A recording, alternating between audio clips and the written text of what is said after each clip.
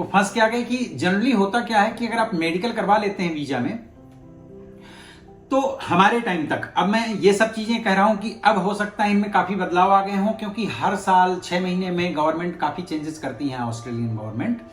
तो हमारे टाइम पे एक बार अगर आपका मेडिकल होता है तो इसका मतलब यह है कि तब तक 99% विद इन अ मंथ, 1 महीने के अंदर अंदर आपका वीजा आ जाना चाहिए अप्रूव होकर के। हमारे केस में ऐसा नहीं हुआ। हमारे केस में हमने फरवरी में करवाया भैया, मार्च निकल गई, अप्रैल निकल गई, मई निकल गई, जून निकल गया और नहीं आया। तो हम लोग होपलेस हो गए। हमने तो डिक्लेयर ही कर दिया कि भाई हमारा वीजा नहीं हुआ, कोई खबर नहीं। और अगर आपको याद हो मित्रों कि वो 2008 से लेकर के 9 का बीच जो है वो एक वर्ल्ड वाइड एक रिसेशन टाइम पीरियड था। तो जो आर्थिक तंगी मंदी आई थी उसकी वजह से तो ये सारा प्रोसेस रुक गया था। अब हमने एक अमुक अमाउंट जो है सेविंग पे रखा हुआ था कि अगर विदेश जाना है तो यहाँ तो हमें कोई जानने वाला था ही नहीं, हमारा कोई माई बाप नहीं था, कोई रिलेटिव नहीं, कोई दोस्त नहीं था। ऑस्ट्रेलिया तो हमारे लिए एकदम नई जगह थी। तो हमने एक सेविंग कर रखी थी कि भाई ये पैसे हमको कन्वर्ट करके डॉलर्स में लेकर के ऑस्ट्रेलिया शुरुआती दिनों में खर्चे के लिए लेकर के जाना है। तो हमने क्या किया कि जब जून आ गया, नहीं मई आ गया, तो मई में मैं और पांडे जी, क्योंकि तब अंशिका थी नहीं, हम लोग गए अमरकंटक। हाँ, अमरकंटक से मेरा गहरा संबंध रहा है, बहुत प्यारी बहुत सुंदर जगह है। तो मध्य प्रदेश में हुआ करती थी, मेरे ख्याल से छत्तीसगढ़ में है। तो मध्य प्रदेश वहां गए, फिर वहां से हम तब ये जो एटलस बुक होती है जिसमें सारे स्टेट के और डिस्ट्रिक्ट के और पूरे देश के मैप होते हैं, रोड मैप्स होते हैं, तो वो हम रखते थे। तो वहां से देखा तो पता चला कि यहाँ से हमारा घर कुछ 300-350 किलोमीटर है। तो फिर हमने बगैर बताए हुए गांव चले गए। तो जो हमारा पुराना वाला घर था जो पापा ने बनवाया था वो थोड़ा सा जीर्ण शीर्ण स्थिति में था। तो मेरी वाइफ ने सबसे फर्स्ट टाइम पाड़े जी घर आई थी, गांव आई थी। बाकी अम्मा वगैरह और भाई साहब वगैरह सब लोग मुंबई आ चुके थे, तो सबसे मेल मुलाकात थी, लेकिन इनका आना नहीं हो पाया था। तो इन्होंने देखा तो पांडे जी ने सबसे पहले कहा कि नहीं अब हमारा लोगों का वीजा वैसे भी नहीं हुआ है, तो एक काम करते हैं, हमारे पास पैसे हैं, सेविंग्स हैं, तो गांव का मकान बनवा दीजिए आप। तो जा करके वापस आइए और फिर मकान बनवा दीजिए। तो ये पूरा जो है फिर हमारे पास जो सेविंग्स थी वो, और फिर कुछ मैंने ब्रदर से भी पैसे लिए, जो मेरे दिल्ली वाले ब्रदर हैं उनसे पैसे लिए, और वो गाँव का मकान जितना भी हो सका हमने उसको पूरा किया। और 2 महीने लगभग मैं वहाँ रहा। पांडे जी 15-20 दिन रही, फिर वो उनका काम था तो चली आई, फिर मैं बाद में।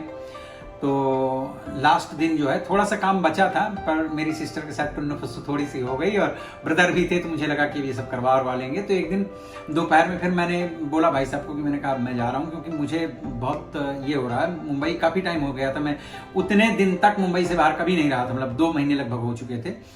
तो मेरा एक भतीजा है, मतलब हमारे जो बड़े पिताजी हैं उनके बड़े बेटे का बेटा, तो भतीजा हमारी मुझसे 6-7-8 महीने को उम्र में बड़ा हो, पर मेरी बहुत अच्छी दोस्ती है। नाम है पंकज, वैसे घर में हम पंपी बुलाते हैं।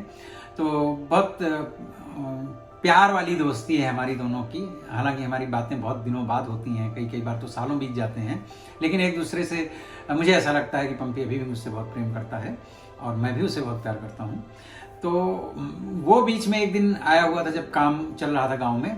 तो चूंकि वो फतेहपुर जो शहर है वहाँ रहते हैं, तो मैंने बोला था कि जाने के टाइम में, तो बोला अंकल कैसे जाएंगे आप? तो मैंने कहा भाई कार से ही जाऊंगा, क्योंकि मैं कार से ही आया था। तो बोले इतना अकेले ड्राइव करेंगे आप? तो मैंने कहा कोई है नहीं तो क्या करूँ? तो बोले नहीं आप मुझे बताना और मैं चलूंगा आपके साथ में, अकेले मत जाना। तो मैंने ठीक है। तो जब दोपहर में यहाँ मेरी बातचीत हुई भाई साहब से, शाम तो 4-5 बज गया मुझे निकलते निकलते। फिर मैं फतेहपुर आया और पंपी से मिला करके, तो पंपी के घर में हालांकि किसी रिलेटिव की कोई शादी वगैरह कुछ था, तो घर वाले सारे लोग इस बात के अगेंस्ट थे कि वो शादी छोड़ करके, क्योंकि बहुत क्लोज किसी मौसी की बेटी की या किसका कुछ था, छोड़ करके और तुम मुंबई जा रहे हो। पर पंपी ने किसी की नहीं सुनी। तो मुझे वो सारी मोमेंट्स याद हैं पंपी, और मैं किसी का किया हुआ भूलता नहीं हूँ। अगर ईश्वर ने चाहा तो मैं इसको पता नहीं कैसे क्या होगा, पर हाँ मुझे स्टिल आई रिमेम्बर कि वो तुम्हारा प्यार था, और उसके लिए मैं दिल से तुम्हारा बहुत धन्यवाद करता हूँ कि पंपी ने कहा कि नहीं मैं अंकल जी आपके साथ जाऊँगा, आपको अकेले नहीं छोड़ूंगा। और सबके विरोध के बावजूद पंपी ने अपना बैग पैक किया, और हम शाम को करीबन 7:30-8 बजे, अंधेरा हो चुका था, और गाड़ी लेकर के फतेहपुर से शहर से बाहर निकले। और पेट्रोल डलवा करके जैसे ही हम आगे बढ़े तो पांडे जी का फोन आया मेरे मोबाइल पे सी दीज आर मोमेंट्स जिनको मैं कभी भूल नहीं सकता, और इन्होंने मेरी जिंदगी में खुशियों के, देखिए दुख तो सबको याद रहते हैं पर खुशियों के वो पल भी याद करना चाहिए। तो पांडे जी का फोन आया तो बोले कहाँ हैं आप? पांडे जी का, अच्छा पांडे जी का ये डायलॉग होता है कहाँ हैं आप। जैसे मैं पांडे जी को फोन किया करता हूँ तो मैं बोला करता हूँ कि क्या कर रही हो, और पांडे जी पूछा करती हैं कहाँ हैं आप। पता नहीं ये इतने सालों से है, देखो अभी अचानक याद आया कि हम लोग एक दूसरे से पहला प्रश्न क्या करते हैं, तो वो पूछा करती हैं कहाँ हैं आप, और मैं बोला करता हूँ कि क्या कर रही हो। तो पांडे जी ने पूछा कहाँ हैं आप, तो मैंने पांडे जी को बताया, मैंने कहा कि ऐसे ऐसे जो है, तो बस अब मैं फतेहपुर से निकला हूँ और हाईवे पकड़ा है और पंपी भी मेरे साथ में और हम लोग मुंबई आ रहे हैं। तो उन्होंने हालांकि पूछा भी कि अरे अभी तो आपका 1 हफ्ते का काम बचा, तो मैंने कहा नहीं ऐसा ऐसा है, वो भाई साहब हैं, वो हो जाएगा, कोई टेंशन वाली बात नहीं है, तो बातचीत करके मैं निकल आया हूँ। तो बोले अच्छा ठीक है, वो तो सब ठीक है, जाने दीजिए। पांडे जी ऐसे ही बात करती हैं जब हम फोन पे बात करते हैं, नहीं वो तो चलो चलिए ठीक है, जाने दीजिए। पता है आपको एक खुशखबरी है। तो मैंने कहा क्या भाई खुशखबरी, आप क्या, कौन सी खुशखबरी है? तो बोली वीजा आ गया है। मैंने कहा क्या, मुझे मतलब मैं ड्राइव कर रहा था, मैं तो उछल पड़ा, लिटरली मैं उछल पड़ा। मैंने कहा क्या बात कर रही हो, मजाक कर रही हो, मजाक मत करना भाई। तो बोले नहीं नहीं आ गया है। फिर उन्होंने बताया कि 8-10 दिन पहले उन्होंने जो है तो इमिग्रेशन ऑफिस को, ऑस्ट्रेलियन इमिग्रेशन ऑफिस को उन्होंने एक मेल किया था कि इस तरह से हमारा मेडिकल भी हो चुका था और हमारा ये पूरा फाइल नंबर और सारे डिटेल्स दिए थे, और अभी तक हमको कुछ आपकी तरफ से उसका जवाब नहीं आया। तो बोले फिर उसके बाद दूसरे दिन ही आ गया था कि हम आपकी फाइल पे काम कर रहे हैं, और 3-4 दिन के अंदर अंदर उन्होंने हमारा वीजा अप्रूव करके भेज दिया। बस उसके बाद में फिर स्टैंपिंग करवानी होती है, हमारे टाइम पर करवानी होती थी, अब तो मेरे ख्याल से ई वीजा और समथिंग क्या वो सब कुछ हो जाता है, तो वो हमें जा करके सबमिट करने होते हैं। अपने पासपोर्ट सबमिट करने थे, वो किए, वो दिल्ली आते हैं, फिर स्टैंप होकर के वो सारा कुछ हमारे पास में। और जिस डेट में, अच्छा हमारे टाइम पर ऐसा था, अब पता नहीं, जिस डेट को आप मेडिकल कराते हैं उससे 1 साल का टाइम मिलता है कि आपको उस मतलब ऑस्ट्रेलिया आ जाना होता है विदिन ईयर। फिर आप आके जाके फिर आप कभी भी आए, लेकिन 1 साल के अंदर पहली बार आपको एंटर जरूर करना पड़ता है। तो उस सिचुएशन में हमने चूंकि मेडिकल फरवरी में करवाया था और वीजा हमारा मेरे ख्याल से जुलाई में कुछ आया था, हाँ जुलाई या अगस्त में कुछ आया, अगस्त फर्स्ट वीक था या जुलाई एंड था कुछ मुझे लगता है। तो हमारे पास 1 साल का टाइम नहीं था, कुछ महीनों का टाइम था, और इतने सालों का जमा जमाया हमारी घर गृहस्थी, सारे रिलेटिव फ्रेंड्स और सारा काम धंधा, आपको with in few months time आपके पास नोटिस होती है कि आपको यहाँ आना था। तो वो सारा चीजें हुई, बड़ी खुशी हुई। खैर हम आए और वो फिर एक अलग संघर्श शुरू, क्योंकि हम यहाँ पर हुआ क्या था कि अब हमारे पास जो सेविंग्स थी ऑस्ट्रेलिया आने के लिए वो तो हमने घर बनवा दिया, उल्टे मैंने ब्रदर के भी 2 लाख 1-1.5 लाख मेरे ख्याल से उनसे भी लेकर के खर्च कर दिया था। तो मैंने कहा भाई अब जाना तो है, लेकिन हमारे पास में मतलब सेविंग्स बहुत थोड़ी सी बची थी। एनीवेज, जब भी मुझे जिंदगी के किसी भी मुकाम पे, किसी भी मोड़ पर जब जरूरत पड़ी, तो ईश्वर ने मुझे एकदम अपने पिता की तरह करके मेरा सहारा बने हैं और हमेशा सहयोग किया। फिर बस ईश्वर का ही सहारा था। वो 4-5 महीने में बहुत पैसे कमाए मैंने, मेरी वाइफ का तो एज यूजुअल था, लेकिन मैंने खूब पैसे कमाए। अब मैं आपको ये बात बतानी चाहिए कि नहीं बतानी चाहिए, मुझे कोई फर्क नहीं पड़ता है भाई, कोई जज करना चाहता है करे, नहीं करना चाहता है ना करे। लेकिन अगस्त से लेकर के, और क्योंकि 27 दिसंबर को हमारी फ्लाइट थी इंडिया से, मुंबई से, इतने के बीच में बहुत सारा काम था, सारा सामान हटाना था, ये करना था, वो करना था। लेकिन हमने इतने पैसे कमाए थे, कितने पैसे कमाए थे कि मैं $21,000 लेकर के आया था ऑस्ट्रेलिया, $21,000। उसमें से ब्रदर ने मुझे 3 लाख रुपए दिए थे, तो आप समझ लीजिए कि करीबन $6,500 ब्रदर जो भाई साहब हैं, वो कैसे क्या हुआ वो भी बताऊंगा। और एक मेरे मित्र हैं, उनका यहाँ पर नाम मेंशन करना बहुत जरूरी है, गणेश नोटियाल जी, मैं बताऊंगा, इनका नाम याद रखिएगा भी। तो आकर के बहुत काम किया, खूब भगवान ने मदद करी और बहुत सारे पैसे कमाए। मतलब आप समझ लीजिए कि सब कुछ अगर मुझे बाहर से हो हवा करके भी $14,000 तो मुझे खुद, और प्लस टिकट्स, 2 लोगों की टिकट और बहुत सारे खर्चे होते हैं, वो सब के लिए जो है, तो उतने महीनों में मैंने कमा लिया था। भगवान की ऐसी कृपा हुई, ईश्वर ने बहुत, जब जरूरत पड़ी है। इसलिए मैं बार बार कहता हूं कि ईश्वर के साथ में कोई गिव एंड टेक वाला वो रिश्ता मत रखिएगा, समर्पण वाला रखना चाहिए। ईश्वर हमेशा मदद करते हैं, सबकी करते हैं, दिल से जाइएगा।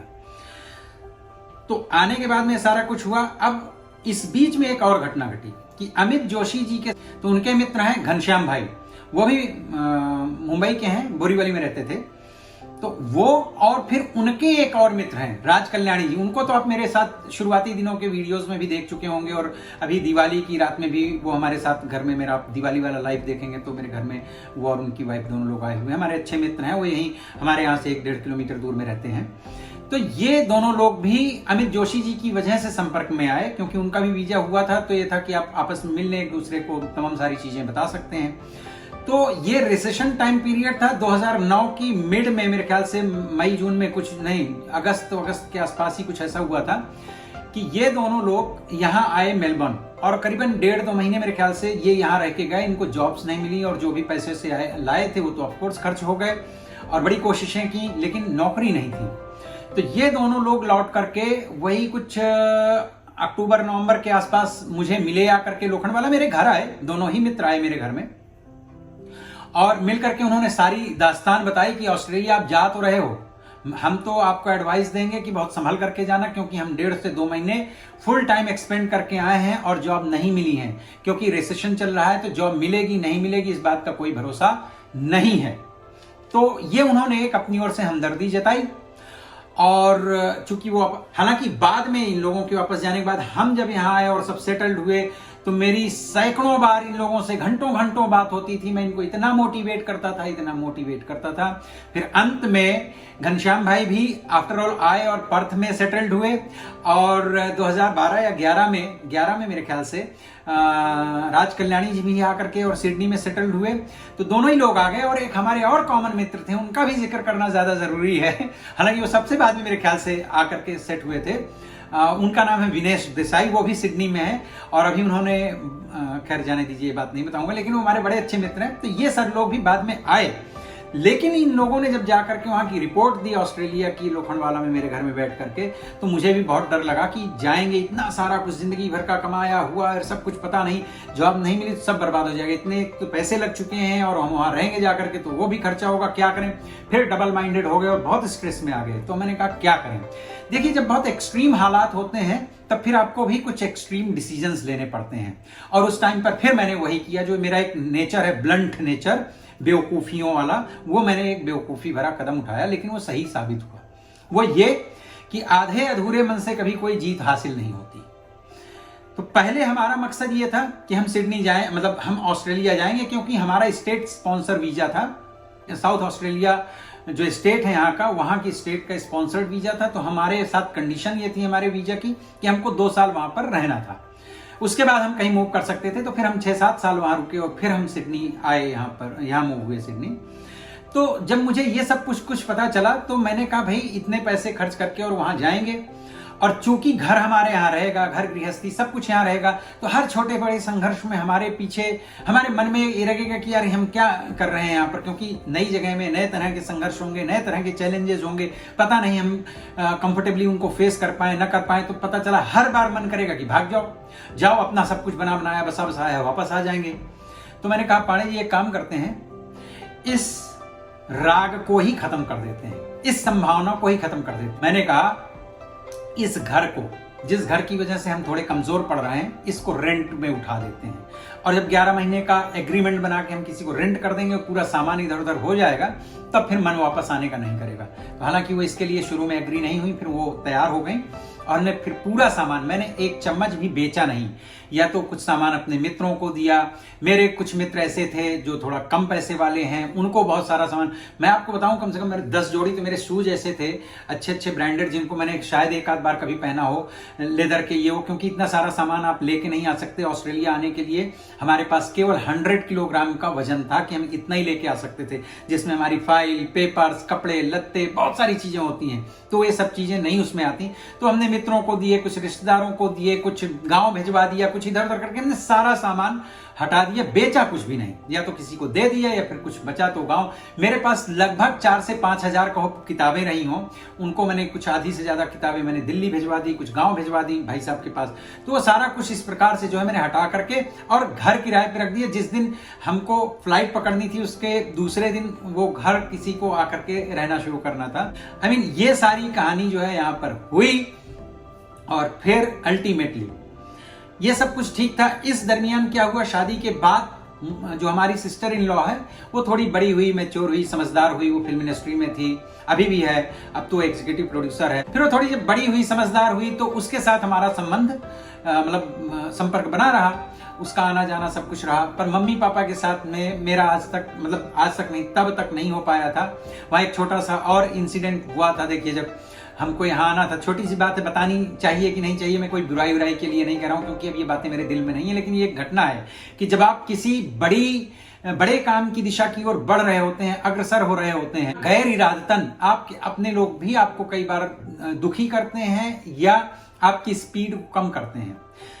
अब जब हमको यहाँ वीजा वगैरह अप्लाई करना था, तो उस टाइम पे मेरा तो पासपोर्ट बना हुआ था, और मेरे पासपोर्ट की भी अपनी एक छोटी सी घटना हुई थी। कि पासपोर्ट की घटना ये हुई थी कि पहले सिद्धिविनायक टेम्पल के पास में पासपोर्ट का ऑफिस हुआ करता था, तो मैं सीधे मन से गया, सारे पेपर्स वगैरह और पैसे वगैरह लेकर के। तो वहाँ एजेंट बैठते थे उस टाइम पे, अभी भी शायद बैठते होंगे। तो वो एक सलीम भाई नाम के थे, कुरला के रहने वाले। तो वो मिले, उन्होंने सारे पेपर लिए और उन्होंने बोला 2000 एक्स्ट्रा लगेगा। मैंने कहा ठीक है भाई, क्योंकि उतने बार कौन दौड़ेगा घूमेगा करके। और बोले 1000 यहाँ का, तो 3000 रुपए उन्होंने मुझसे लिए, मेरे पेपर लिए। और इसके बाद भैया मैं दौड़ता रहा, महीनों बीत गया, वो तो पेपर भी गायब। और लोगों ने बताया कि भाई वो तो दारू वारू पीते हैं, तो वो मिलेंगे नहीं। फिर मैं उनको फोन करते करते एक दिन उन्होंने फोन उठाया और मैंने बोला भाई आप पैसे ले जाओ चलेगा, लेकिन मेरे पेपर्स तो दे दो। तो बोले 5000 और दो, नहीं तो पेपर भी नहीं दूंगा। अब वो ऐसा नहीं कि वो आदमी ऐसा वैसा अच्छा बुरा कुछ था, लेकिन वो ड्रिंक करने वाला आदमी था, तो इसकी वजह से उसका थोड़ा सा ऐसा हुआ। तो फिर मुझे दुख भी हुआ, गुस्सा भी आया, क्योंकि सारे ओरिजिनल पेपर्स थे। तो मैंने कहा कि कल मैं तुमको जो है तो 12-1 बजे तक मिलूंगा और मैं तुमसे पेपर लेके रहूंगा। तो उसने भी धमकी दे दी कि आ जाओ, भला लेकर के दिखा दो। तो वही है कि मुंह से निकल जाता है कई बार। फिर मैं दूसरे दिन 11 बजे घर से नहीं 10 बजे घर से निकला, गया police station, Kurla police station, और सारी चीजें बताई। इंस्पेक्टर थे वहां, बहुत अच्छे थे, और उन्होंने एक हवलदार को बुलाया और उन्होंने इसके बारे में पूछा। तो बोले हाँ मैं जानता हूँ सर, चलिए चलते हैं, देखते हैं मिल जाएगा। तो उन्होंने एक जीप ली और 3-4 सिपाही और मुझे बैठा ला और गए। तो वो घर में नहीं था। तो वो हवलदारों को देखो कितनी जानकारी। हमारे यहाँ की इंडिया की पुलिस में हमेशा कहता हूँ भाई, मैं आपको सलाम करता हूँ, सैल्यूट करता हूँ। यहाँ की पुलिस आपके सामने तो पानी कम है। इंडिया की पुलिस, मतलब हवलदार ने कहा कि सर आप टेंशन ना करो, मैं लेके आता हूँ उसको, मुझे पता है कहाँ होगा। और जाके 10 मिनट बाद कॉलर पकड़े हुए बंदा लेकर के आ गया। और चूंकि मैंने सारी बात इंस्पेक्टर को बताई थी कि इस तरह से हुआ है, तो उसने कहा जा फाइल लेके आ इनकी। तो वो पूरा ऐसे ही जैसे मैंने उसको प्लास्टिक के बैग में दिया था, उसने कोई पेपर वेपर नहीं भरे थे, वैसे ही भरा हुआ टंगा था। तो ला करके मुझे दिया, मैंने पेपर चेक किए, बोले हैं सारे पेपर से। मैंने कहा है। तो इंस्पेक्टर ने कहा कि इसको लगा, एक थप्पड़ लगा। तो मैंने कहा नहीं साहब, वो मारपीट वाला मेरा काम नहीं, वो आप अपना डिपार्टमेंट देखो। उसको भी गाड़ी में बैठा लेके आया और अंदर किए। तो बोले जब तक पैसे नहीं देता है तब तक बैठो। मैंने कहा सर पैसे मैंने इसको माफ किए, आपको देता हो तो आप ले लेना, और आप कहो तो मैं आपकी भी कुछ सेवा कर सकता हूँ। बाकी मुझे पेपर से प्यार था, पैसे तो चलो ठीक है, मेहनत की चीज़ है, कमाए जा सकते हैं। और मैं थैंक यू बोल करके चला आया वहाँ से। तो इस प्रकार से मेरा तो खैर बन गया। फिर आकर के मैं जब गया वेरी नेक्स्ट डे काउंटर पे, ये बेवकूफ़ी है मैंने की थी, मैं बता रहा हूँ ना, बहुत सारी बेवकूफ़ी हम करते हैं अपनी ज़िंदगी में, ये भी बहुत बड़ी महानतम बेवकूफ़ी थी। सेम पेपर लेके दूसरे दिन गया, 1000 रुपए उस टाइम पे शायद कुछ फीस थी। मैंने जाकर के काउंटर में पे किया और पेपर्स देखे, उसने सबमिट किया, और मुझे मेरे ख्याल से 42 दिन 42 डेज के अंदर जो है तो मेरा पासपोर्ट बन करके आ गया। उल्टे वो जाना पड़ता है आपको वेरिफिकेशन के लिए पुलिस स्टेशन, वहाँ भी गया। तो वो बंदा बहुत नेक था, उसने मुझसे बेचारे ने पैसे भी नहीं लिए, नहीं तो कुछ पैसे ऐसे लोग बोलते हैं कि कुछ लेते देते हैं, मुझे जानकारी नहीं है। तो मेरा इस तरह से मेरा तो पासपोर्ट आ गया था। पर मेन पॉइंट मेरे पासपोर्ट का नहीं है, मेन पॉइंट है पांडे जी का। तो पांडे जी का जो है पासपोर्ट बनाना जरूरी था, उनका पासपोर्ट नहीं था। अब पासपोर्ट बनाने के लिए आजकल तो काफी इजी हो गया है मोदी जी के आने के बाद में, लेकिन उस टाइम तक इतना इजी होता नहीं था पासपोर्ट बनवाना। उसके लिए बहुत सारे डॉक्यूमेंट्स चाहिए होते थे, तो उसके लिए चाहिए था राशन कार्ड। तो मैं जब हॉस्टल में रहता था तब मेरा हॉस्टल में राशन कार्ड बन गया था और मैंने उसको ट्रांसफर करवा लिया था अपने घर के एड्रेस पे। तो मेरे पास तो था, लेकिन पांडे जी का चूंकि इसमें राशन कार्ड में आपको वहां से नाम कटवा करके वो एक पावती देते हैं, वो फिर यहाँ पर राशन कार्ड ऑफिस में जमा करो तब जा करके वो कहीं बनता है। तो मैंने रिक्वेस्ट किया अपने इन लॉज से, तो उन्होंने तो साफ मना कर दिया। अब देखो उनको इस चीज की इंपॉर्टेंस शायद नहीं पता रही होगी, क्योंकि उनको मुझसे तब से दुश्मनी थी। वो जो सारा कुछ कांड हुआ था, हालांकि वो शादी के 6 महीने बाद उनको पता चल गया था, तो एक बार वो फिर से 8-10 लोगों को एक जीप भर के और मेरे घर पे चढ़ाई करके आए थे, तो वो फिर मैंने समझा बुझा करके सबको वापस भेज दिया। लेकिन वो जो सारे एपिसोड्स हो गए थे शादी के पहले और शादी के बाद, हालांकि उनको 6 महीने तक पता नहीं चला था कि मैं कहाँ पर हूँ, पर 6 महीने बाद उनको कहीं से पता चल गया, मेरे ही एक किसी जानने वाले ने बताया, उसको बेचारे को पता नहीं था। तो ये लोग फिर सारे लोग आए थे, हालांकि उस टाइम पे इतना ज्यादा कुछ हुआ नहीं, हाँ, लेकिन वो एक डिस्टर्बिंग फालतू की डिस्कशंस हुई जो नहीं होनी चाहिए थी, जिसको अवॉइड किया जा सकता था, लेकिन वो हुई क्योंकि इनकी मदर का भी ईगो बहुत था। अब जब मुझे यहाँ आना था तो उस टाइम पर भी मुझे पैसों की जरूरत थी, तो देखिए मैं इंसिडेंट है इसलिए बता रहा हूँ कि मैंने अपने बड़े ब्रदर को फोन पर बोला कि मुझे लगता है थोड़े से और पैसे होते तो ठीक, ऐसा नहीं कि मेरे पास नहीं था, पर मुझे लग रहा था कि ज्यादा से ज्यादा लेकर के जाओ भाई, विदेश में आपके पास कहते हैं ना कि विदेशेषु धर्म मित्रम, कि विदेश में धन ही आपका मित्र होता है। तो मुझे लगा मेरे पास जितने पैसे होंगे सर्वाइव करना और संघर्ष करना थोड़ा आसान हो जाएगा। तो मैंने बोला, तो उन्होंने पूछा कितने पैसे चाहिए, मैंने कहा 1 लाख रुपए। तो ये 2009 की बात है। तो बोले ठीक है मैं आऊंगा तो लेता आऊंगा। और वो जब दिल्ली से मुंबई आए मुझे छोड़ने के लिए, जब मेरा लास्ट डे था, क्योंकि गाड़ी भी मुझे दिल्ली भेजनी थी, तो एक ड्राइवर को लेकर के आए थे, तो वो फिर कुछ 3 या 3.5 लाख रुपए लेके आए। मैंने 1 लाख मांगा था, वो 3 या 3.5 लाख रुपए लेकर के आए। और चलते टाइम भी और फोन पे भी उन्होंने कहा था कि पैसों को लेकर के तुम टेंशन मत लेना, हम यहाँ पर हैं और तुम्हें जब जहां जितने पैसों की जरूरत हो बताना। और उन्होंने केवल बात कही नहीं, 1 लाख मांगा था तो 3.5 लाख लेकर के आए थे। तो मतलब उन्होंने हमेशा मदद की है और सब कुछ किया है, बड़े भाई हैं, तो मैं तो इसे मदद नहीं कहूंगा, मैं तो ये कहूंगा कि उन्होंने अपना एक जो फर्ज होता है बड़े भाई का, वो हमेशा मेरे साथ में निभाया। तो इसलिए बाकी सब चीज़ों की तो क्षमा है, मानता ही हूँ, और इसके लिए उनको बहुत बहुत हृदय से धन्यवाद भी करता हूँ। तो इस प्रकार से मित्रों जो है, तो ये मेरे इन लॉज ने मना कर दिया कि हम आपको वो देंगे नहीं, क्या बोलते हैं, कटवा करके आपको नाम नहीं देंगे। तो कई बार हमने जाकर के वहां का जो राशन कार्ड का ऑफिस था, इनके जो मेरी वाइफ के घर के नजदीक का, वहां जाते थे। अब टाइम मिलता नहीं था, दोपहर में 1-2 घंटे का टाइम निकाल करके बड़ी मुश्किल से काम छोड़ करके भाग के जाते, भाग के आते, इतना फास्ट। कई बार एक्सीडेंट का डर लगता था, क्योंकि जब आप बहुत हरी उसमें होते हो और वहां लंबी लंबी लाइनें, आप तो पता है इंडिया में सरकारी ऑफिसेज में क्या हाल होता है, लंबी लंबी लाइनें लगा करके कहीं 150 इधर उधर दे के आगे जा करके बात करके आते। और वो बोलता सर मैंने 3 बार आदमी भेजा है उनके घर पर वो दे नहीं रही है, जो भी वहां पर है ऑनर उसकी, वो दे नहीं रही है। फिर मैंने अपनी सिस्टर इन लॉ को कहा, मैंने कहा कि उसने मुझे सजेस्ट किया है कि ये आपके राइट्स हैं, आपके अधिकार हैं, और अगर कोई नहीं इस तरह से आपका नाम काट के दे रहा है तो आप कंप्लेंट कर सकते हैं पुलिस स्टेशन में। तो मैंने कहा मैं नहीं करना चाहता हूँ, इतने दिन से अब हम हस्बैंड एंड वाइफ हैं और वो आप इनके पेरेंट्स हैं, तो मैं नहीं चाहता कि ये सब कुछ करूँ, तो मैं आखिरी बार बोल रहा हूँ, बात करके देख लो तुम। तो खैर फिर उसने बात किया, तो वो फिर पावती बन करके मुझे मिल गई, उन्होंने खुद ला करके मुझे दे दिया मेरी सिस्टर इन लॉ ने। और लेकिन उसके लिए मुझे जो 8-10 बार परेशान होना पड़ा, वो मुझे आज भी लगता है कि मतलब ठीक है भाई, आपने जो होना था हो गया, 10 साल हो गए उस चीज को हो करके, और मैंने माफी नहीं मांगी आकर के, तो इसका मतलब ये तो नहीं होता है ना कि आप अपने ही बच्चों के भविष्य के बारे में सोचना बंद कर दें। वो चीजें इतनी टची थी कि आज दिन तक ऐसा नहीं है, यहाँ आने के बाद में भी बहुत साल तक कोई बातचीत नहीं हो रही थी। लेकिन पिछली बार मेरी वाइफ ने जब मुझे बोला, जब हम लास्ट टाइम 2017-18 के बीच में गए थे, कि अब वो बहुत मतलब बूढ़े हो रहे हैं और अब उनसे हमें मिलना चाहिए, तो पहली बार शादी के 20 साल बाद मैं और मेरी वाइफ और मेरी बेटी उनके घर गए, बातचीत हुई।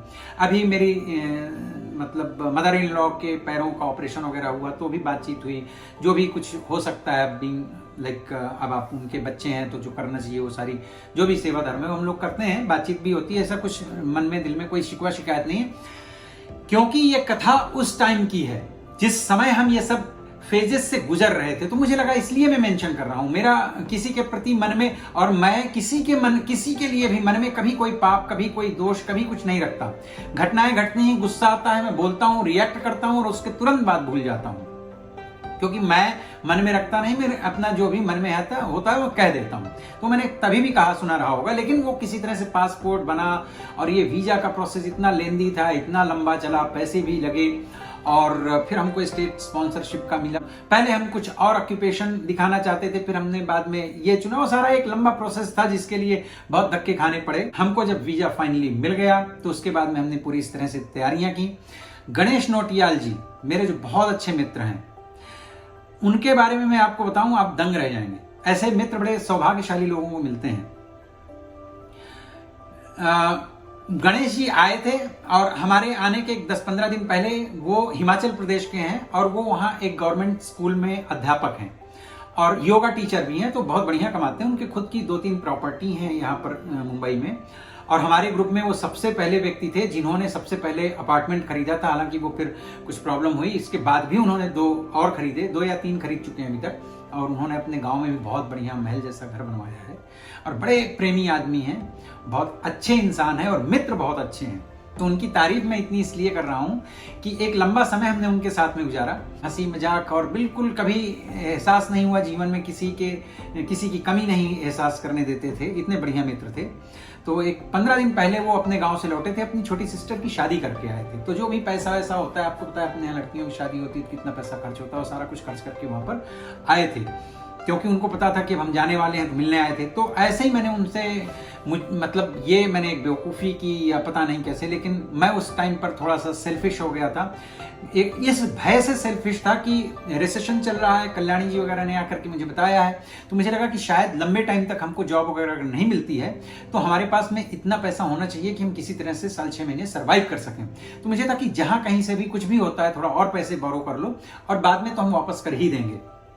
मैंने उनसे ऐसे ही बातचीत में मैंने कहा गणेश जी, मैं आपसे एक्सपेक्ट कर रहा था कि अगर आप मुझे 1 लाख रुपए दे देते तो अब कब वापस करूंगा ये तो खैर मैं नहीं बोल सकता, लेकिन आपको तो पता है कि मैं वापस कर दूंगा।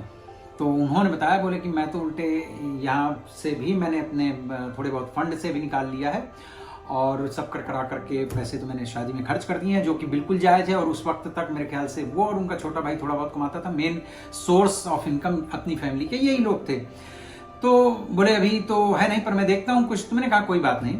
और दूसरे दिन उन्होंने अपने भाई के हाथ भेजे थे और स्वयं वो लेकर के 1 लाख रुपए लेकर के आए। तो मैंने पूछा कि भाई ये पैसे कहाँ से ले आए? तो बंधुओं, उन्होंने अपने स्कूल में किसी से ब्याज पर 9% के ब्याज पे 1 लाख रुपए उठा करके मुझे दे करके गए।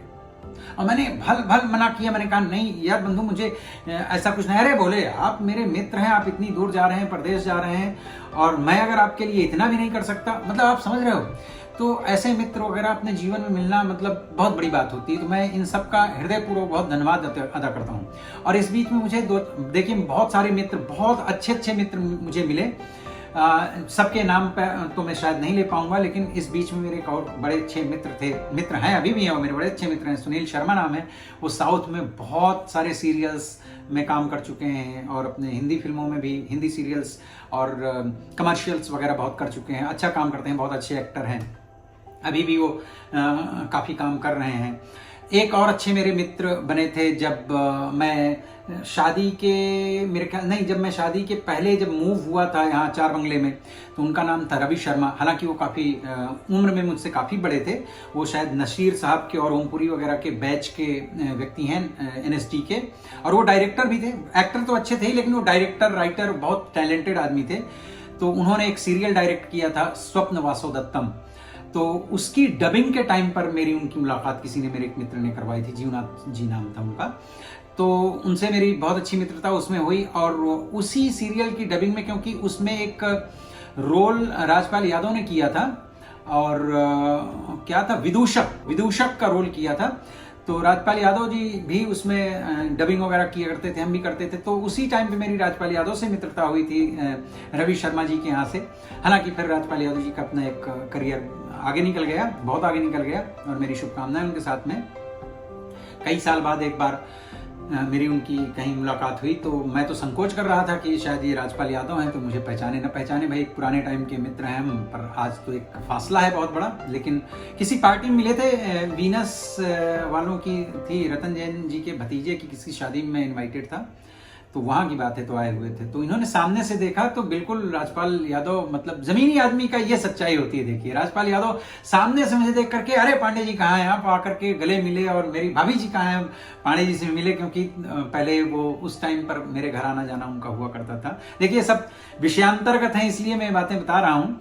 तो वो चीजें थी। तो सुनील शर्मा जी थे और रवि शर्मा जी बहुत अच्छे थे, हालांकि उनका देहावसान हो गया। उनकी पत्नी बहुत अच्छी इंसान थी, उनका भी 2013 में मेरे ख्याल से कैंसर की वजह से डेथ हो गई थी। और फिर 3-4 साल पहले रवि शर्मा जी भी, वो तो एक्टिंग की वर्कशॉप में ही थे, ट्रेन कर रहे थे, तो उनको हार्ट अटैक हुआ। उनका बेटा यहाँ पर है कुशक शर्मा। मेरे लिए तो बच्चे जैसा ही है, चूंकि मैंने तो उसको 10th में जब पढ़ता था तो मेरे पास में वो पढ़ने भी आता था। और मैंने रवि शर्मा जी के साथ में दो तीन शायद कमर्शियल में, और एक मैंने डॉक्यूमेंट्री की थी, बहुत अच्छी मूवी थी, एक पाकिस्तान के बंटवारे के टाइम पे थी, वो कॉन्सेप्ट एग्जैक्ट मुझे याद नहीं है, तो मैंने उनके साथ काम भी किया। तो ऐसे ऐसे काफ़ी लोग हैं जो मेरे बहुत अच्छे। एक मनोज संतोषी जी हैं, उनका नाम लेना चाहिए। हाँ, वो आप लोग अगर देखते होंगे, एक सीरियल इंडिया में अभी भी आता है कि नहीं मुझे नहीं पता, क्योंकि मैं तो नहीं देखता हूँ, भाभी जी घर पे हैं। अगर आप ये सीरियल देखते हैं और आप को इसके बारे में पता है तो आप लिखिएगा। तो उसमें जो राइटर हैं मनोज संतोषी जी, बड़े अच्छे मेरे मित्र हैं। मैं अभी भी जब भी जाता हूँ, अब तक जितने बार भी गया हूँ, तो हर बार मेरी उनकी मुलाकात होती है, हम लोग लंच या डिनर साथ में करते हैं। तो बड़े प्यारे इंसान हैं। तो ऐसे बहुत सारे मित्र हुए, मैं सबके नाम भी मतलब स्मरण नहीं कर पा रहा हूँ। और एक मेरा बड़ा पुराना यार था गुलशन राणा, लेकिन वो संयोग से एक अलग कहानी है, फिर उस पर कभी बातचीत करेंगे। तो ऐसे बहुत सारे मित्र हैं जो जिन लोगों ने जीवन को एक पूर्णता प्रदान की थी। और इसकी वजह से इतना बड़ा फ्रेंड सर्कल था मेरा मुंबई का, और इतना बड़ा फ्रेंड सर्कल था मेरा अपने गांव का। और जीवन के जिस भी प्लेस में मैं रहा हूं, वहां बहुत सारे लोगों से बड़ी मोहब्बत भरा संबंध मेरा रहा है, बहुत लोगों के साथ में। वो सब कुछ छोड़ करके और ऑस्ट्रेलिया आना, खुशी कम जरूरत ज्यादा थी। अब जरूरतें आप सबको, सब लोग समझ सकते हैं किस किस प्रकार की जरूरतें होती हैं। जब आपकी ख्वाहिशें थोड़ी बड़ी होती हैं और संसाधन कम होते हैं, तो फिर इंसान जिस तरफ पानी को रास्ता मिलता है, ढलान मिलती है, उसी तरफ पानी बह जाता है। तो जीवन भी उसी तरह से इस तरफ बह गया। तो अच्छी मीठी खट्टी मीठी यादें, और हमने मुस्कान हमारी जो सिस्टर इन लॉ है, बड़ा अच्छा ग्रुप हुआ करता था। हम लोग रातें कैसे गुजारते थे। एक बार आपको याद होगा 26 जुलाई को बहुत भारी बारिश हुई थी मुंबई में, जब कारों के अंदर कितना क्या हुआ था। तो जो संदेश नायक की मैं बात कर रहा हूँ, संदेश नायक कहीं फंस गए थे, तो बेचारे अपनी गाड़ी वाड़ी छोड़ करके वहां से पैदल चल करके रात में मेरे यहाँ स्टे किया था। तो हम लोग पकौड़े सकौड़े 5-6-8 लोग थे। बहुत अच्छा समय हमने बिताया, बहुत अच्छा लगा मुंबई में। मुंबई ने वो सब कुछ दिया जिसके पाने की मुझे संभावना थी, और मैंने वो नौकरी गवर्नमेंट की छोड़ी थी। पिछले एपिसोड में मैंने पिछले एपिसोड में मैंने बात बताई थी। तो जो सब कुछ छोड़ करके मैं आया था, तो आपको प्रूफ करना था अपनी लाइफ में कि आप बाहर जो जा रहे हैं, इससे बाहर, मतलब इस काम को छोड़ करके आगे बढ़ रहे हैं, आप उतना कुछ हासिल नहीं कर पाते, तो आप जिंदगी में फिर उन लोगों को फेस नहीं कर सकते जिन लोगों के सामने इस तरह के खतरनाक और डेंजरस नौकरी छोड़ने जैसे आपने निर्णय लिए होते हैं। लेकिन भगवान ने सब चीजों को पूरा करवाया, और आखिरी के वो 3-4 महीनों में सारा सामान हटाना, काम करना, इतना प्रेशर था। और उस टाइम पर मैं थिएटर की अपनी क्लासेस भी चलाता था। तो आखिरी दिन, मतलब जब आना था उसके आखिरी हफ्ते तक, 2-3 दिन पहले तक मेरी क्लासेस चलती रही। मैं थिएटर भी पढ़ाता रहा हूँ वहाँ पर, इतने सालों तक मैंने किया सारी चीज़ें। तो बहुत अच्छा समय था। और फिर मेरे सबसे बड़े वाले ब्रदर और बीच वाले ब्रदर और एक ड्राइवर, ये लोग आए थे मुझे मतलब अपने देश से विदा करने। और मेरे बहुत सारे मित्र, इस बीच में मैंने एक व्यक्ति का नाम नहीं लिया, मेरे बड़े अच्छे करीबी मित्र रहे उन दिनों में भी और आज भी हैं। नाम है उनका राजा जाफरी जी, और उनकी वाइफ साजिया जी। मेरे बड़े अच्छे मित्र हैं, मतलब मित्र क्या हैं, तो घर जैसे हैं, परिवार जैसे हैं। अभी भी सुख दुख हर तरह का हम बांटते हैं एक दूसरे के साथ में। तो ऐसे काफी अच्छे मित्र हुए, जिनकी वजह से जीवन में बड़ी पूर्णता थी, बड़ी खुशियां थी। क्योंकि जीवन के जो खुशियों के पल है ना, यहाँ पर मैंने कक्षा 7 में, मेरे ख्याल से 7वीं में, एक नीति का श्लोक पढ़ा था। देखो अचानक है, इंस्टेंटली याद आ रहा है, मैं कोई स्क्रिप्ट तो रीड नहीं कर रहा हूं। अलसस्य कुतो विद्या, श्लोक क्या था ये नीति का, ये सुनिएगा। अलसस्य कुतो विद्या, अविद्यस्य कुतो धनम, अधनस्य कुतो मित्रम, अमित्रस्य कुतो सुखम। मैं मित्रों के विषय में ये संदर्भ लेके इसलिए आया हूं कि आलसी के पास विद्या नहीं आती, आलसी व्यक्ति के पास, और जिस व्यक्ति के पास विद्या नहीं होती, अविद्यस्य कुतो धनम, जिस व्यक्ति के पास विद्या अर्थात ज्ञान, नॉलेज, टैलेंट, स्किल नहीं होती, उसके पास में धन नहीं होता। और अधनस्य कुतो मित्रम, और जिसके पास धन नहीं होता वो उनके मित्र नहीं होते जीवन में बहुत अच्छे या बहुत ज्यादा। तो मेरे पास काफी अच्छे मित्र थे, क्योंकि मैं आलसी भी नहीं था और मैं मेहनती भी था। हाँ, मैं ये विश्वास के साथ कहता हूं कि मैं मेहनती भी था, मेहनती भी हूं, आलसी भी नहीं था, और थोड़ा बहुत पढ़ा लिखा, नॉलेज, ज्ञान और सब चीजें भी सीखी करी थी अपनी जिंदगी में। इसलिए मेरे पास कुछ अच्छे मित्र भी थे, जिनकी वजह से मैंने अपने जीवन में एक पूर्णता प्राप्त की और मैंने बहुत अच्छा समय बिताया। और मैं आज याद करके बहुत खुश हूं, मैं बिल्कुल दुखी नहीं हूं, बहुत खुश हूं। और मैं इस बात से भी बहुत खुश हूं कि अभी भी मेरे संपर्क में एक बड़ा वर्ग जो मेरे मित्रों का है, वो चाहे भारतवर्ष में हो, चाहे एडिलेड में हो, और चाहे सिडनी में हो, क्योंकि एडिलेड में भी मेरे काफी अच्छे मित्र बने। वो सारे मेरे पास अभी भी संग्रहित है, मेरे संबंध में, मेरे संपर्क में है। कभी कभी मेरी उनसे बात होती है, हमारा प्यार बिल्कुल उसी तरह है।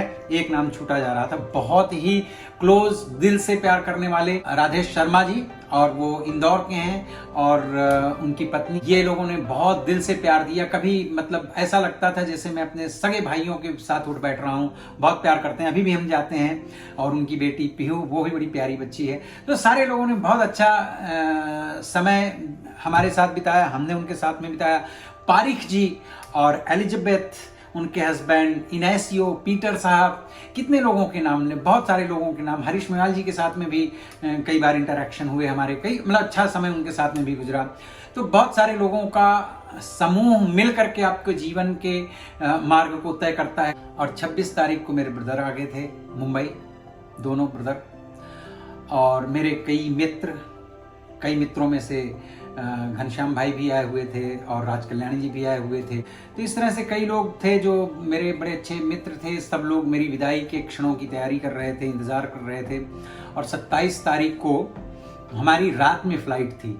हम सब लोग एयरपोर्ट टैक्सियों से, अपनी गाड़ियों से, जैसे भी जिसके पास साधन थे, सब लोग पहुंचे। मेरे भाई साहब भी थे और विदाई के वो पल थे। जाफरी जी भी आए हुए थे, राजा जाफरी जी। बहुत अच्छा, वो सब मुझे याद है आ रहा है, लेकिन मैं वो स्मरण कर रहा हूँ मुंबई एयरपोर्ट का वो सीन, कि पहली बार मैं अपने देश से विदेश जा रहा था। तो मेरे जो सबसे बड़े वाले भाई साहब हैं, उन्होंने मुझे गले लगाया और रोने लगे। बहुत प्यार करते थे। वो हैं नहीं, जीवित नहीं है, 2014 में उनका स्वर्गवास हो गया। और उन्होंने, बड़े थे लेकिन वो गले लग करके और रोते हुए उन्होंने एक बात कही। बोले, मेरा घर का नाम लिया उन्होंने, और बोले, मैं तुम्हारा विदेश जाना अफोर्ड नहीं कर पा रहा हूँ। मैं दिल से तुम्हें कभी अपने से दूर नहीं रखना चाहता था। मैं चाहता था मेरे सभी भाई, मेरा पूरा परिवार, हम सब साथ में यहीं पर रहें। तो मैंने एक ही बात कही थी, मैंने कहा, भले ही शारीरिक रूप से हम दूर चले जाएं, लेकिन मन हमारे सदा एक दूसरे के साथ रहेंगे। और मैं ईश्वर से सभी के लिए यही प्रार्थना करता हूँ कि आपस में इसी प्रकार का प्रेम बना रहे। मेरे बड़े ब्रदर जो दिल्ली में हैं, वो भी भावुक हुए, सब लोग बहुत भावुक थे। और फिर हम इनको बाहर विदा करके अंदर आए एयरपोर्ट की जो प्रोसेस होता है वो होने के बाद में। और एक बहुत बड़ी यात्रा के लिए मैं और मेरी पत्नी फिर से अकेले बैठे इंतजार कर रहे थे। फ्लाइट में बैठे और बैठ करके हम सिंगापुर उतरे। सिंगापुर के बाद में फिर से दूसरी फ्लाइट पकड़ी, पर्थ गए। पर्थ में ही हमारा चेकआउट हुआ। पर्थ में हमने अपना सामान वगैरह लिया और फिर डोमेस्टिक फ्लाइट, चूँकि कनेक्टिंग फ्लाइट पहले से थी, बैठे। और रात को 10 बजे एक एयरपोर्ट में हम उतरे। हम एयरपोर्ट की बिल्डिंग के अंदर घुस रहे थे और सारा प्रोसेस करके हम सीढ़ियों के पास पहुँचे तो हमने देखा कि वहाँ 2 लोग हमारे नाम की तख्तियाँ लेकर के खड़े थे। और इसके आगे की कहानी के लिए आपको माई लाइफ शब्दों में इसके 1st, 2nd, 3rd, 4th episode से देखने पड़ेंगे, क्योंकि मैंने अपने जीवन की कहानी की शुरुआत की ही थी वहीं से, एडिलेड पहुंचने के बाद एयरपोर्ट से। तो दोस्तों, आप बताइएगा, एयरपोर्ट से मैंने कहानी की शुरुआत की थी और एडिलेड के एयरपोर्ट पहुंच करके मैं अपनी इस कहानी को यहीं पर पूर्ण करता हूं। और माई लाइफ शब्दों की जगह मैं दूसरा कुछ सेगमेंट लेकर के आऊँगा, इंट्रोड्यूस करूँगा। वो कुछ कहानी जैसा ही होगा, हो सकता है लाइव हो, कुछ भी हो। बहुत जल्द मैं उसके लिए एक छोटा सा वीडियो बना करके आपको सूचित करूँगा। मैं जानता हूँ ये वीडियो आज का काफ़ी बड़ा है, लेकिन अगर आपने मेरे इस पूरे वीडियो को देखा है या मेरी पूरी जर्नी को देखा है तो आप बताइएगा, कहीं कोई चीज़ अगर इंस्पायर कर सकी हो तो आप अवश्य लिख करके कमेंट करके बताइएगा, मुझे बहुत अच्छा लगेगा। इस पूरे बीच में मैं एक व्यक्ति हैं जिनका नाम लेना चाहता हूं, उनका नाम है आलोक शुक्ला। आलोक शुक्ला जी, जब मैं सागर सरहदी जी के यहाँ पर थिएटर करता था वहाँ पर मेरी उनसे मुलाकात हुई। मेरे बड़े करीबी मित्र रहे, बहुत हृदय के साफ व्यक्ति हैं, बहुत ही अच्छे व्यक्ति हैं, उम्दा किस्म के कलाकार हैं, टैलेंटेड हैं। पर 2020 मई में उनके साथ में एक दुर्घटना घटी कि उनको पूरे शरीर में पैरालाइज्ड हो गए। हालांकि वो पहले उठ बैठ भी नहीं पाते थे, हिल भी नहीं पाते थे, अब धीरे धीरे थोड़ा सा इम्प्रूव कर रहे हैं। लेकिन भगवान से मैं प्रार्थना करूंगा और आप मित्रों से भी रिक्वेस्ट करूंगा कि अगर कभी किसी की कोई श्रद्धा हो उनकी मदद करने की तो आप अवश्य करें। मैं, अगर आप चाहेंगे, कमेंट करेंगे तो मैं उनका नंबर प्रोवाइड करवा दूंगा आपको, तो आप डायरेक्ट बात कर सकते हैं। वो एक कठिन परिस्थिति से गुजर रहे हैं, लेकिन एक वॉरियर हैं, वो थिएटर के व्यक्ति हैं, संघर्ष उनकी ज़िंदगी का हिस्सा रहा है। उनकी पत्नी और उनके बच्चे बहुत सेवा करते हैं उनकी। तो उनका नाम मैं इस वक्त यहाँ पर इसलिए ले रहा हूँ कि उन्होंने पूछा था कि जब मैंने बताया था शुरुआती दिनों में, जब मैंने ये कहानी शुरू की थी कि जब आपके पास में सब कुछ था, हमने देखा है मुंबई में, तो आप ऑस्ट्रेलिया गए क्यों इंडिया छोड़ करके। तो बंधुवर, इस प्रकार से थी मेरी इंडिया से और ऑस्ट्रेलिया की यात्रा। मेरे ख्याल से मैंने इस एपिसोड में आपके उस प्रश्न का जवाब दिया। और आप मेरे रेगुलर व्यूअर हैं। आलोक शुक्ला जी मेरे सभी वीडियोस को देखते हैं और सभी वीडियोस में जो है तो कमेंट भी करते हैं। मेरे काफ़ी मित्र कमेंट करते हैं। मैंने शुरुआत में भी बताया था कि पाकिस्तान, बांग्लादेश, हिंदुस्तान, सब जगह से मैं उन सभी मित्रों के प्रति और अपने व्यूअर्स के प्रति आभार प्रकट करता हूं और बहुत बहुत धन्यवाद करता हूं। आप लोग इसी प्रकार से अपना प्यार बनाए रखिए, मेरे वीडियोज़ को देखते रहिए और मैं मिलता हूँ फिर से किसी दूसरे वीडियो में। अपना ख्याल रखिए। बहुत बहुत धन्यवाद।